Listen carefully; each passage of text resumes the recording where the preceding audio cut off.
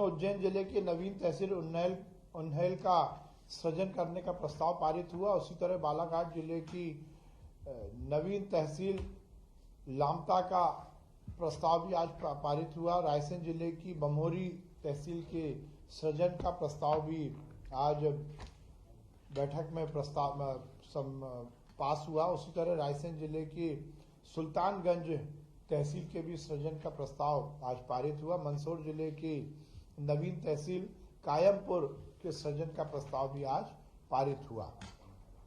उसी तरह भारत सरकार वस्त्र मंत्रालय की पीएम मित्र योजना अंतर्गत प्रदेश में टेक्सटाइल पार्क की स्थापना हेतु एसडीपी के गठन संबंधी ज्वाइंट वेंचर एग्रीमेंट मेमोरेंडम एवं आर्टिकल ऑफ एसोसिएशन प्रारूप के अनुमोदन के संबंध में भी प्रस्ताव पारित हुआ। माननीय मुख्यमंत्री जी की जो घोषणाएं विगत दिनों में थी, उसमें ग्राम पंचायत से नगर परिषद बनाने की हमारी सरकार की ये एक बड़ी उपलब्धि है कि हमने लगातार ग्राम पंचायतों को नगर परिषद में परिवर्तित किया है। उसी तारतम्य में आज जिला मंदसौर में नगर परिषद नाहरगढ़, जिला सीधी में नगर परिषद सेमरिया, शाजापुर जिले में अवंतीपुर बड़ोदिया, मंदसौर में नगर परिषद बोलिया, मंदसौर जिले में ही नगर परिषद गांधीनगर, सतना में नगर परिषद सिंहपुर, शाजापुर में नगर परिषद गुलाना, हरदा में नगर परिषद रहट गांव, शहडोल में नगर परिषद व्यवहारी को नगर पालिका परिषद में उन्नयन की आज प्रस्ताव पारित हुआ। मध्य प्रदेश भवन विकास निगम के सुचारू संचालन के लिए आज 77 नवीन पदों के सृजन की स्वीकृति भी कैबिनेट में दी गई।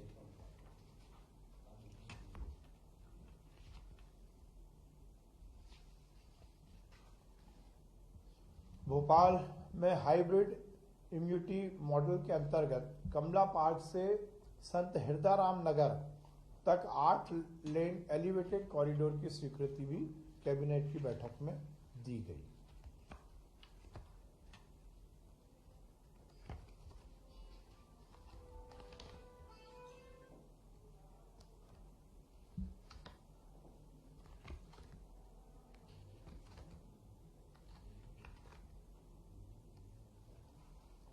मध्य प्रदेश माननीय मुख्यमंत्री जी ने विगत दिनों घोषणा की थी और वो वर्ग जो शायद बहुत मेहनत के साथ गांव में काम करता है, कोटवार, उनके जीवन में नई ऊर्जा लाने और नई रोशनी लाने का प्रस्ताव आज कैबिनेट में पारित हुआ। मध्य प्रदेश के ग्राम कोटवारों को सेवा मुक्त होने पर 1 लाख रुपए देने का प्रस्ताव सरकार की ओर से अनुमोदित किया गया। सहकारिता आंदोलन में भी आज एक बहुत बड़ा फैसला शिवराज कैबिनेट ने लिया है। सहकारिता विभाग के अंतर्गत 5006 जो पैक्स और लैम्प्स सोसाइटी हैं, उनको अब प्रबंधकीय अनुदान सरकार की ओर से दिया जाएगा। 3 लाख रुपए साल का उनको ये वित्तीय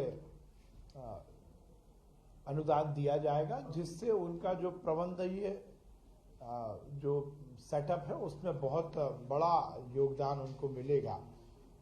इससे निश्चित रूप से सहकारी आंदोलन मध्य प्रदेश में बहुत मजबूत होगा।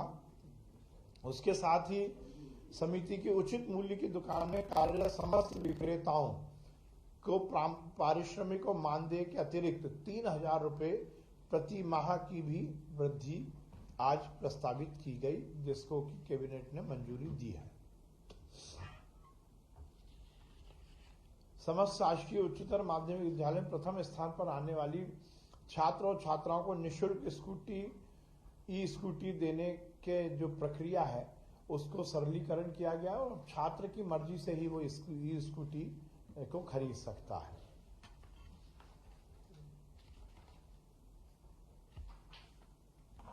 आज विभिन्न सीएम राइज स्कूल के प्रस्ताव पारित किए गए और उनकी सुविधाओं के उन्नयन के भी प्रस्ताव कैबिनेट की बैठक में पारित किए गए। नर्मदा घाटी विकास विभाग के अंतर्गत बोहरीबंद माइक्रो, शहीद इलाप सिंह उद्वहन माइक्रो एवं खंडवा उद्वहन माइक्रो सिंचाई परियोजनाओं की निविदा आमंत्रण की भी स्वीकृति आज कैबिनेट में दी गई।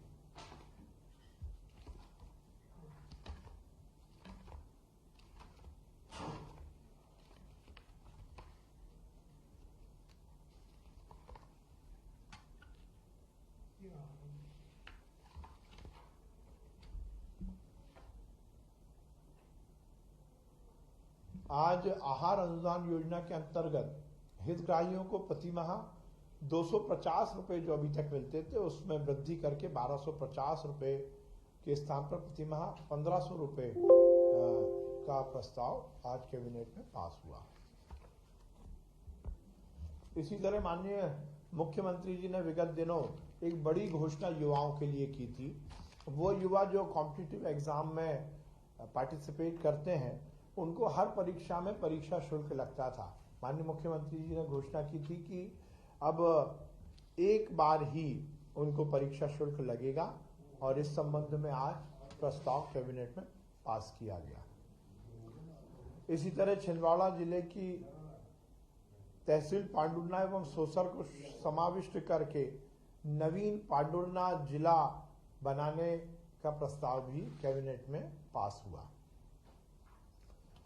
शहीद हुए वन कर्मियों को मध्य प्रदेश शासन द्वारा शहीद घोषित करते हुए आश्रितों को 10 लाख से बढ़ाकर 25 लाख रुपए की विशेष अनुग्रह राशि देने का प्रस्ताव भी आज कैबिनेट की बैठक में पास किया गया।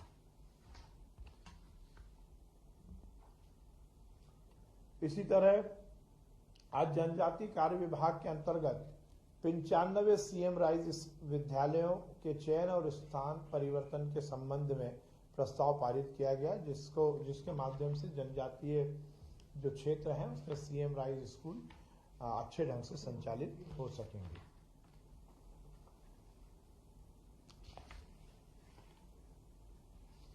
आज जनजातीय एवं लोक कलाकारों के प्रदर्शन के लिए दैनिक मानदेय और भत्ते में भी बढ़ोतरी की गई। अभी तक मानदेय 800 रुपए प्रति दिवस था, अब हमारे जनजातीय लोक कलाकारों को 1500 रुपए प्रति माह ये मानदेय मिलेगा और इसी तरह दैनिक भत्ता जो 250 रुपए था वो बढ़ाकर 500 रुपए किया गया है। इसी तरह माननीय मुख्यमंत्री जी की घोषणा अनुसार विवेकानंद युवा संस्थान की स्थापना भी मध्य प्रदेश में करने का प्रस्ताव कैबिनेट में पास हुआ है। इसी तरह महर्षि पाणिनि संस्कृत एवं वैदिक विश्वविद्यालय उज्जैन का कैंपस जिला रीवा में भी स्थापित हो सके, इसका प्रस्ताव भी कैबिनेट की बैठक में पारित हुआ। अमरपाटन जिला मैहर में नवीन शासकीय पॉलिटेक्निक महाविद्यालय की स्थापना का भी प्रस्ताव आज कैबिनेट की बैठक में पारित हुआ। इसी तरह निरामय योजना के अंतर्गत शासकीय कर्मचारी कार्यकर्ता संविदा कर्मियों को आयुष्मान भारत योजना से जोड़ने का प्रस्ताव भी आज कैबिनेट की बैठक में पास हुआ। इसी तरह एक बड़ी घोषणा आज हुई है, रायसेन जिले में अब नवीन मेडिकल कॉलेज शुरू होगा। माननीय मुख्यमंत्री जी की ये घोषणा थी और आज रायसेन जिले में नवीन चिकित्सा महाविद्यालय नया मेडिकल कॉलेज स्थापित करने का प्रस्ताव पारित हुआ है। ये रायसेन जिले के लिए एक बहुत बड़ी उपलब्धि है। इसी तरह जो हमारे विभिन्न परीक्षाओं में जो परीक्षण के वन रक्षक हैं उनके मूल वेतन के संबंध में भी प्रस्ताव कैबिनेट की बैठक में पारित हुआ है। और इसी तरह माननीय मुख्यमंत्री जी ने विगत दिनों घोषणा की थी, मेडिकल कॉलेज के हमारे जो शैक्षणिक संवर्ग है उसको जो 7वां वेतनमान है अब वो 2016 से दिया जाएगा। ये एक बड़ा प्रस्ताव भी आज की कैबिनेट की बैठक में पारित हुआ है।